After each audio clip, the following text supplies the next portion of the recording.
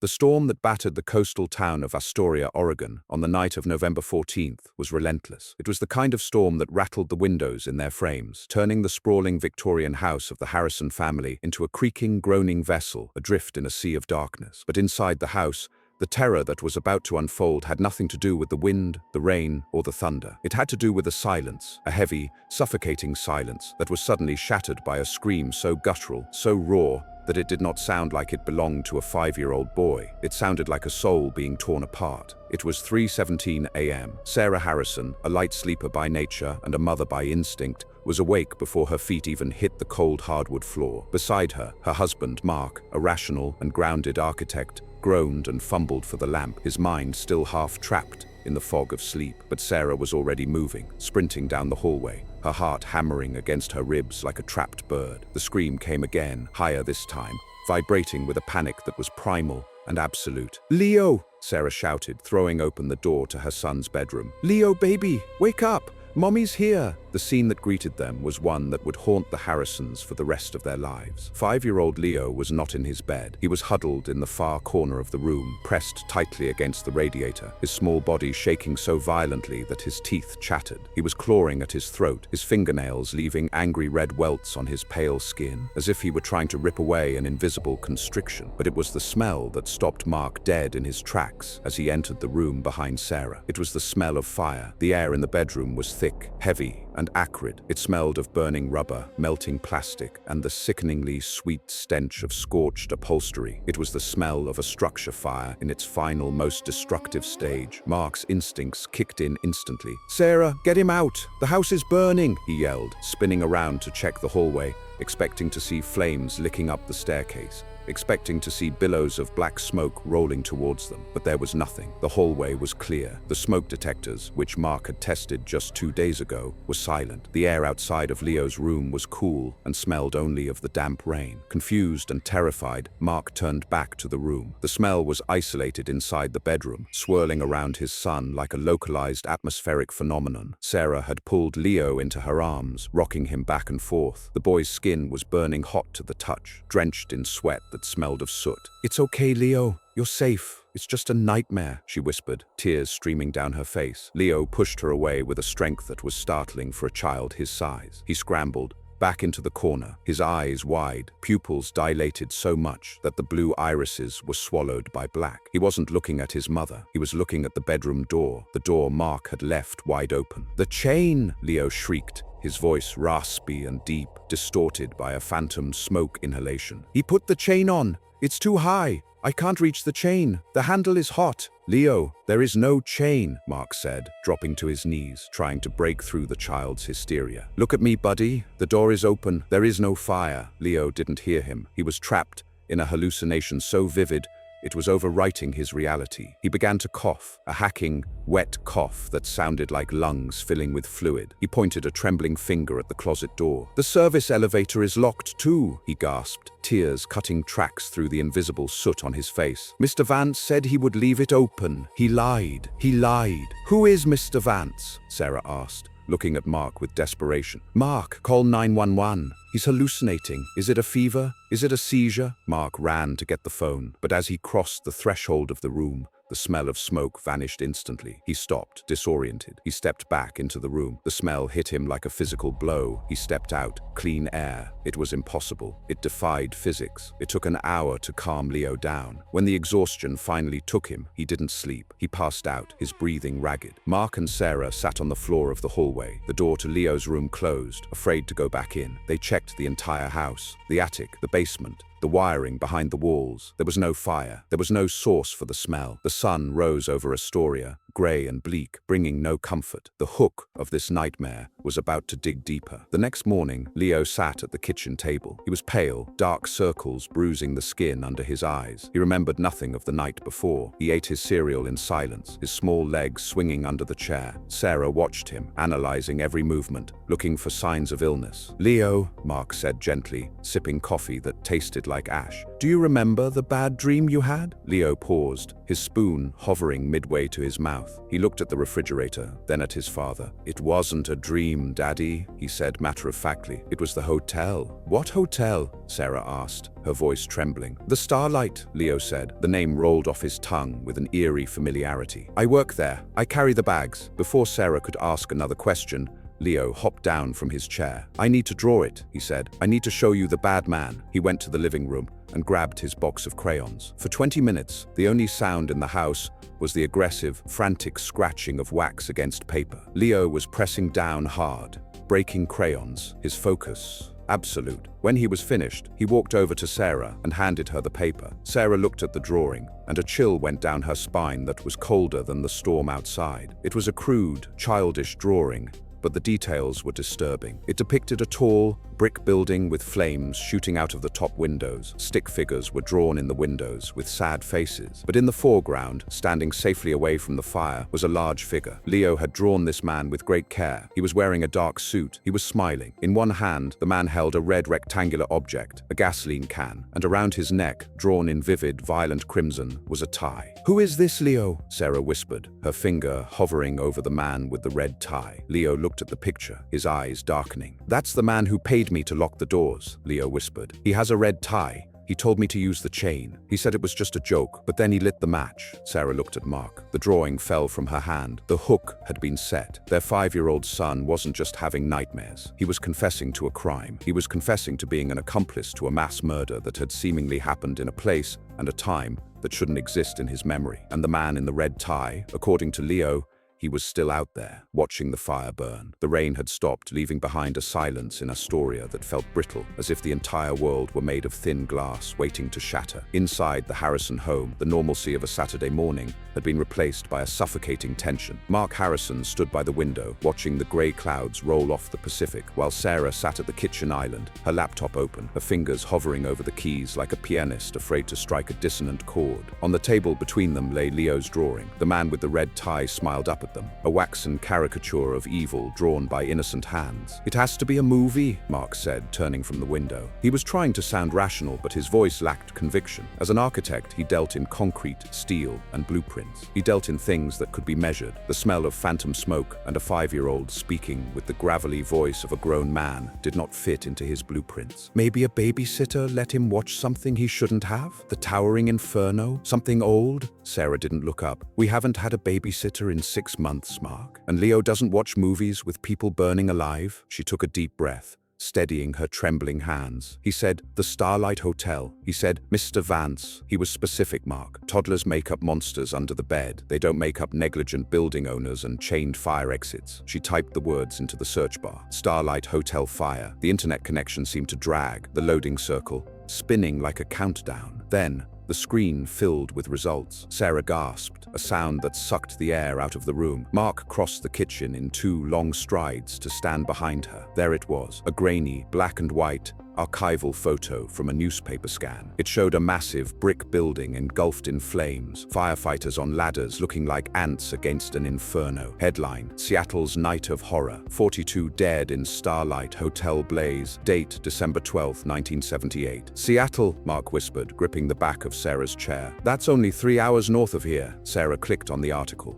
It was from the Seattle Post-Intelligencer. She began to read aloud, her voice wavering. "Investigators are calling it the deadliest fire in the city's history. The blaze, which broke out shortly after 2 a.m. in the basement storage room, spread rapidly through the elevator shafts. Panic ensued when guests attempting to flee via the service stairwell discovered the exit doors at the street level were secured with heavy chains and padlocks." Mark felt the blood drain from his face. "The chain," he murmured. "Leo screamed that the chain was too high. He said he couldn't reach it." Sarah scrolled down. The article continued. "The hotel owner, Arthur Vance, has been taken into custody for questioning regarding multiple fire code violations. Survivors claim Vance had ordered the doors locked to prevent patrons from the hotel bar leaving without paying their tabs." "Mr. Vance?" Sarah said, tears welling in her eyes. Leo knew his name. Mark, he knew the owner's name. This was no longer a coincidence. It was a direct line to the past, but they needed more. They needed to know who Leo was. If he was remembering this, he wasn't remembering it as a guest. He said he carried the bags. Sarah opened a new tab. She searched for Starlight Hotel Fire Victims List 1978. A memorial website popped up, maintained by the Historical Society. It listed the names of the 42 souls lost that night. Sarah scanned the list, looking for hotel staff. Mary O'Connor,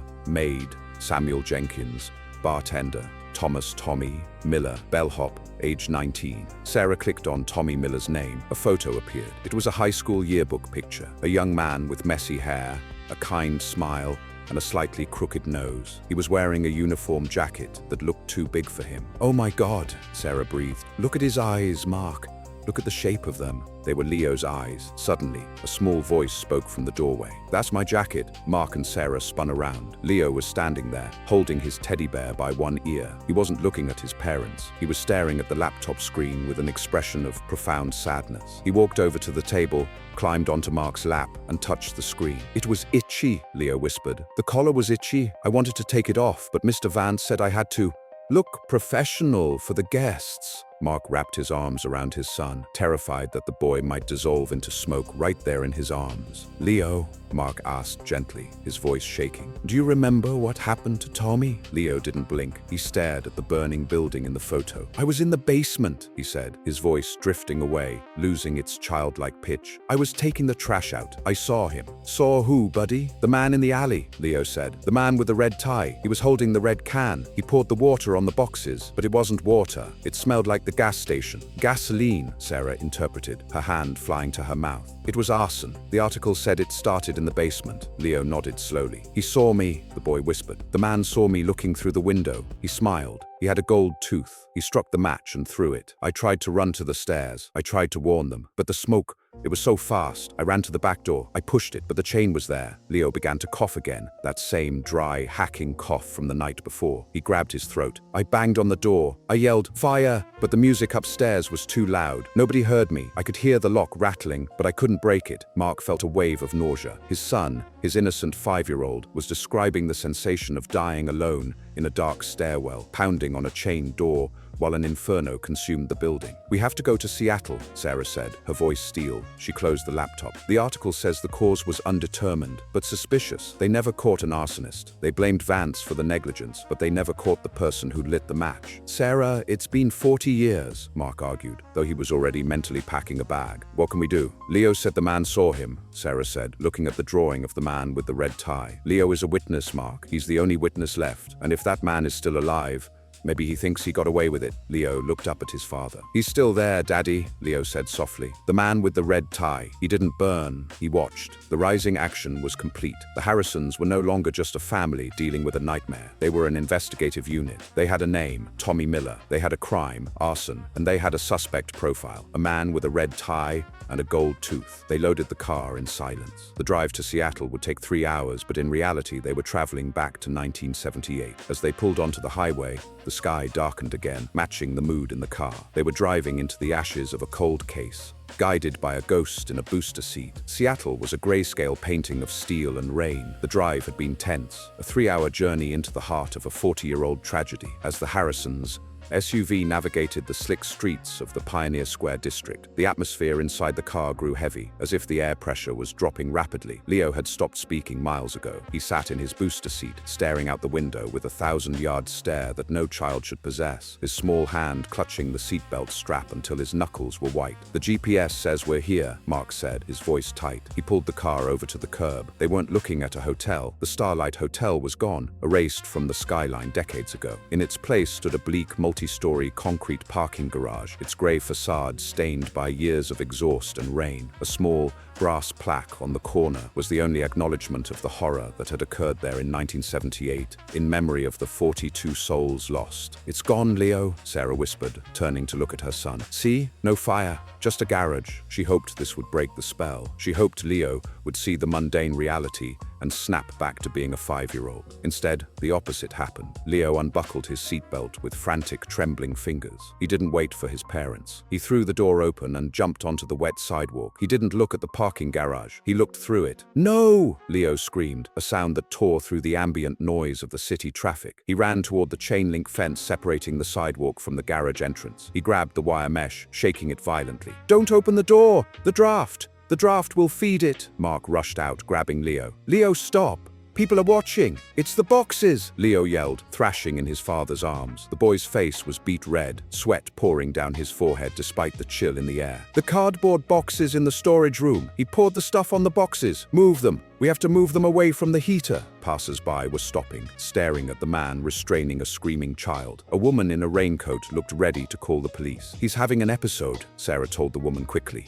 shielding Leo's body with her own. "Please, just keep walking." Leo went limp, his eyes rolling back slightly. "I can hear them upstairs," he whimpered, the fight draining out of him. "The band is playing Stayin' Alive. They don't know. The smoke is coming up the elevator shaft. It's black. It tastes like oil." Mark looked at the concrete structure. For a split second, he swore he could smell it too, the phantom stench of burning timber and melting flesh. "We need to go," Mark said, lifting Leo. "We have the location. We confirmed the reaction. Now we need answers." They drove 10 minutes to a small, greasy spoon diner in the Queen Anne neighborhood. It was the meeting place Sarah had arranged over the phone with a man who didn't want to meet them. Detective Frank Moretti, retired, sat in a corner booth, nursing a black coffee that looked as sludge-like as the Seattle weather. He was a man carved from granite and regret, with a face full of deep lines and eyes that had seen too many crime scenes. He wore a faded mariner's cap and a jacket that had seen better decades. When the Harrisons approached, Moretti didn't stand up. He looked at Mark, then Sarah, then the small, pale boy clinging to Sarah's leg. "You the folks who called about the starlight?" Moretti grunted. His voice was gravel. "I told you on the phone. That case is closed. Arthur Vance died in prison. Negligence. End of story."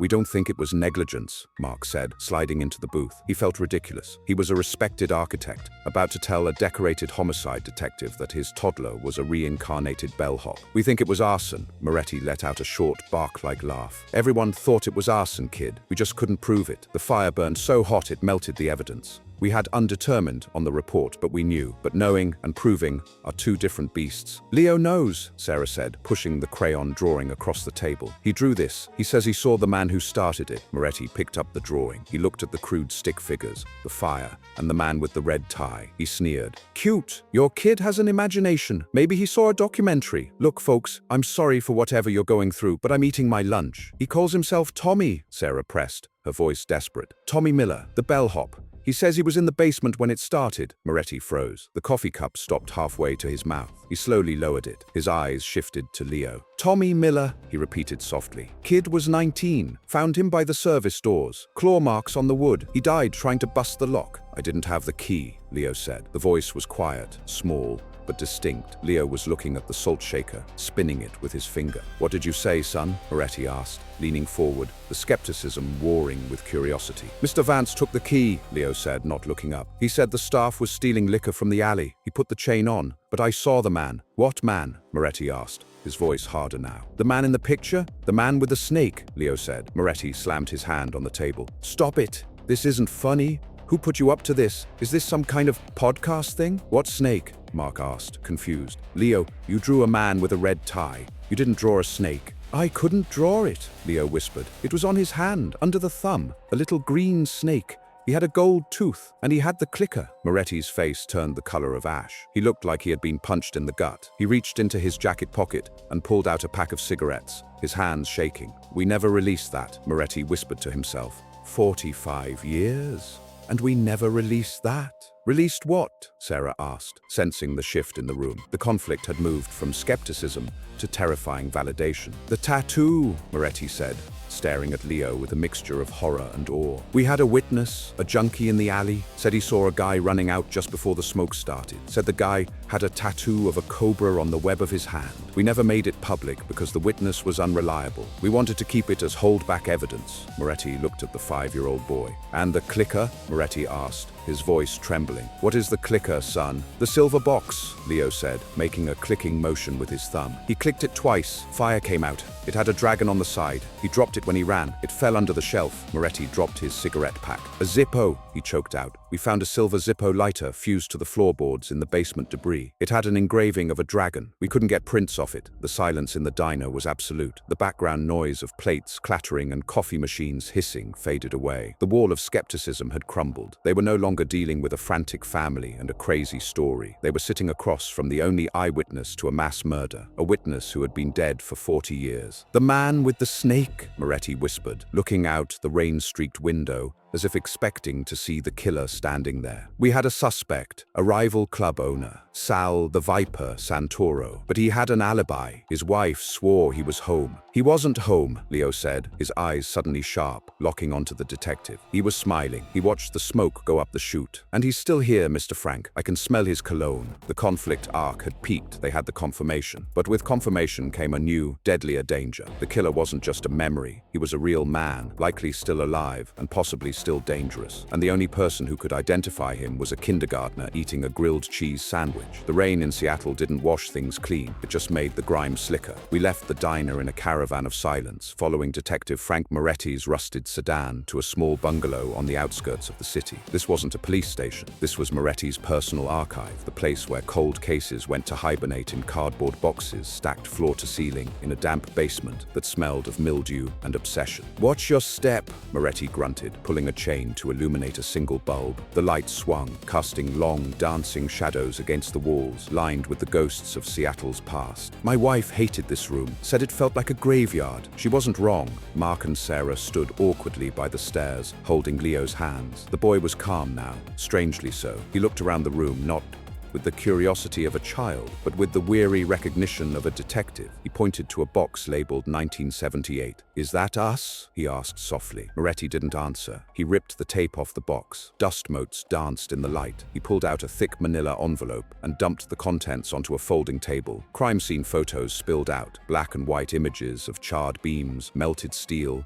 and body bags lined up on the wet pavement. Sarah turned away, shielding her eyes, but Leo stepped forward. He reached out and touched a photo of the basement debris. "That's where the heater was," Leo whispered. "The pilot light was out. He used the lighter because the pilot light was out." Moretti pulled out a mugshot. It was dated 1976. The man in the photo had slicked back dark hair, a sharp nose, and eyes that looked like shark eyes, dead and predatory. "Salvatore Sal Santoro," Moretti said, his voice thick with loathing. "Owned the Blue Note Club down the street. Wanted to buy the Starlight for cheap, turn it into a parking lot. Vance wouldn't sell. 2 weeks later, the place torches. The Viper," Leo said. It wasn't a question. "Yeah, kid, the Viper. We called him that because he always slithered away. His wife provided an alibi, said they were watching Johnny Carson all night. We couldn't break her." "Where is he now?" Mark asked, a dangerous edge in his voice. This man had haunted his son's dreams for weeks. He wanted a name. He wanted a location. Moretti pulled up a current address on his phone. "He's alive, barely. He's 82, lives at the Emerald Heights, high-end assisted living facility in Redmond. Cost $5,000 a month to live there. Paid for, no doubt, by the blood money he made in the 80s. "We're going there," Sarah said. The fear was still there, but beneath it was a bedrock of maternal fury. "He thinks he got away with it. He thinks everyone who knows is dead." "Technically they are," Moretti muttered, looking at Leo. "But we have a wild card. Look, I can't arrest him. I have no badge, and you have no evidence admissible in court. But if we can get him to say something, anything, maybe we can get the DA to open a review." The drive to Redmond was excruciating. The comeback arc is usually where the hero trains or finds a weapon. In this case, the weapon was a 5-year-old boy in a car seat, clutching a teddy bear, carrying the memories of a 19-year-old murder victim. The Emerald Heights was opulent, manicured lawns, a fountain in the driveway,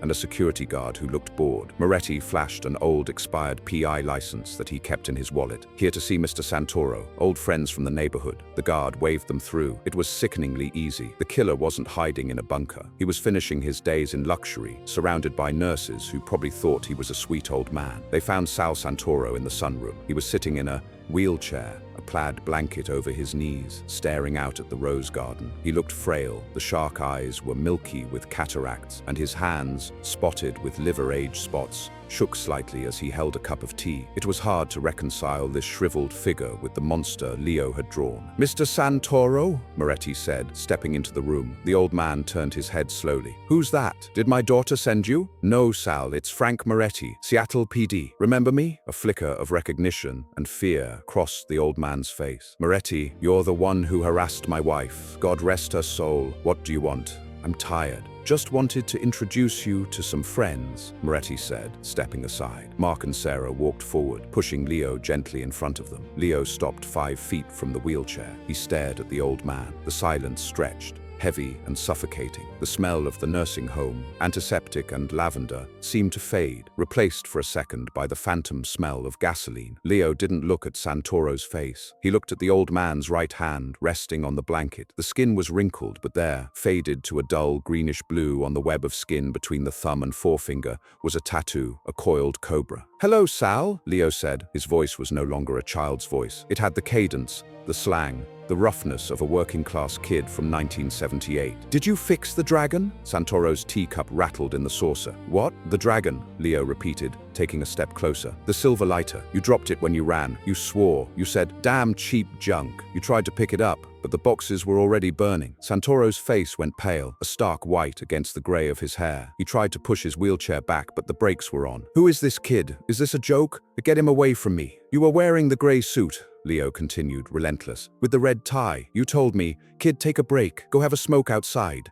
You wanted me out of the basement. You liked me, Sal. You didn't want me to burn, but I didn't go outside. I hid behind the furnace." "Stop it," Santoro wheezed, clutching his chest. "How does he know that? Nobody knows I was in the basement. I told the cops I was home." "You weren't home," Leo said, his eyes drilling into the old man. "You smiled at me through the window. You had a gold tooth back then. You smiled, and then you locked the door." "I didn't lock it," Santoro screamed, the confession erupting out of him in a panic. "Vance locked it. I just started the fire. I didn't know the chain was on. I didn't mean to kill them. It was just supposed to be the building." The room went dead silent. Nurses in the hallway stopped. Mark pulled out his phone, which had been recording since they walked in. Santoro clamped his hand over his mouth, realizing what he had just done. He looked at the little boy with pure, unadulterated horror. He wasn't seeing a 5-year-old. He was seeing the ghost of Tommy Miller, the bellhop he had incinerated 45 years ago. "Tommy?" Santoro whispered, tears leaking from his milky eyes. "Is that you, kid?" Leo blinked. The trance broke. He looked at his mom, then at the old man. He rubbed his eyes, looking suddenly exhausted and very young. "Mommy," he whined, reaching up for Sarah. "I want to go home. This place smells like old soup." But the damage was done. The comeback was complete. The ghost had spoken, and the killer had answered. Moretti stepped forward, a grim smile of satisfaction on his face. He pulled out his cell phone and dialed a number he hadn't called in years. "Yeah, this is Moretti. Get me the district attorney." "No, I don't care if he's in a meeting. Tell him I have a confession on the Starlight murders, and tell him to bring a squad car to the Emerald Heights. The Viper is finally ready to shed his skin." The arrest of Salvatore, the Viper Santoro, did not look like the dramatic takedowns seen in movies. There were no SWAT teams kicking down doors, no helicopters circling overhead. Instead, it was a quiet, almost pathetic procession that moved through the gilded lobby of the Emerald Heights nursing home. 2 uniformed officers flanked the wheelchair, while a paramedic walked behind, pushing an oxygen tank. Santoro looked small, a withered husk of the man who had once terrified an entire city district. He didn't fight, he didn't yell, he simply stared at the floor, muttering the same phrase over and over again. "The smoke! I didn't think it would go up the chute. I didn't know." Mark and Sarah stood by the sliding glass doors, holding Leo's hands. The boy watched the old man being loaded into the back of a police cruiser, not a caged back seat, but an ambulance with a police escort due to his fragile health. As the sirens chirped, breaking the suburban silence of Redmond, Detective Frank Moretti let out a sigh that sounded like it had been trapped in his lungs for 45 years. "It's done," Moretti whispered, watching the taillights fade. "We got him." The DA listened to the tape with the dragon lighter detail and the admission of the chain. They're charging him with 42 counts of manslaughter. He'll never see a courtroom, probably die before the trial starts. But the world knows. The victims know. The story broke the next morning, shattering the news cycle. Cold case solved by 5-year-old, the Starlight arsonist confesses. The media descended on the Harrison family, hungry for the ghost boy narrative, but Mark and Sarah refused all interviews. They protected Leo fiercely, shielding him from the cameras that wanted to turn his trauma into a sideshow. They knew that the real closure wouldn't happen on a TV screen. It would happen in the quiet earth of a cemetery in North Seattle. 3 days later, under a sky that had finally cleared, to a crisp, brilliant blue, the Harrisons drove to the Lakeview Cemetery. It was time to say goodbye. They found the grave of Thomas "Tommy" Miller in the older section, near a large weeping willow. It was a modest headstone, weathered by rain and time, half covered in moss. The inscription was simple: beloved son and brother, gone too soon. 1959-1978. Leo walked up to the grave. He was wearing his favorite sneakers and a windbreaker, looking every bit the normal child. He didn't have the haunted, thousand-yard stare anymore. He held a small object in his hand, not a toy, but an old brass skeleton key that Mark had bought from an antique shop at Leo's request. "Is he here?" Leo asked, looking at the grass. "His body is here, Leo," Sarah said softly, kneeling beside him. "But I think his spirit, I think he was waiting for you to tell the truth. And you did. You were so brave." Leo nodded solemnly. He knelt down and placed the brass key on top of the headstone. He traced the letters of the name Tommy with his finger. "I'm sorry I couldn't open the door," Leo whispered. The voice was his own, light, high-pitched, childlike. It wasn't the gravelly voice of the bellhop. "I tried, but the chain was too heavy. You don't have to wait by the door anymore, Tommy. The fire is out." Mark felt a lump in his throat the size of a fist. He watched his son have a conversation with a ghost he had carried inside him for months. It was a moment of profound spiritual alchemy. The trauma was evaporating, replaced by peace. "He says thank you," Leo said, standing up and brushing the dirt off his knees. He looked past the gravestone, waving at the empty air near the willow tree. "He says his mom is waiting for him. She has the car running." "That's good, buddy," Mark choked out, tears streaming down his face. "But that's really good." Leo turned around, his face brightening with a sudden, jarring shift in attention. "Can we go to the aquarium now? You promised. I want to see the sharks, but not the fire sharks, just the water ones." Sarah laughed, a sound of pure, unadulterated relief. "Yes, baby. No fire sharks. Just water ones." As they walked back to the car, leaving the cemetery behind, the air felt lighter. The smell of smoke that had plagued their home was gone. The nightmares stopped that night. Leo slept through the night for the first time in 6 months, dreaming of fish and playgrounds, not flames and locked doors. The Starlight case was officially closed by the Seattle Police Department the following week. Sal Santoro died in custody 2 months later, alone and unmourned, his legacy of luxury reduced to a footnote of cruelty. But in the Harrison household, the legacy was different. They had learned that the boundary between the past and the present is thinner than paper, and that sometimes justice needs a voice that hasn't learned to lie yet. 6 months later, Sarah was cleaning out the attic. She found the box of crayons Leo had used to draw the man with the red tie. She hesitated for a moment, holding the wax sticks that had started it all. Then she tossed them into the trash. Downstairs, she heard Mark playing piano and Leo singing along. It was a song from a Disney movie. It was off-key, loud, and perfectly, wonderfully ordinary. The bellhop had clocked out. Tommy Miller had gone home, and Leo Harrison was finally just a boy again.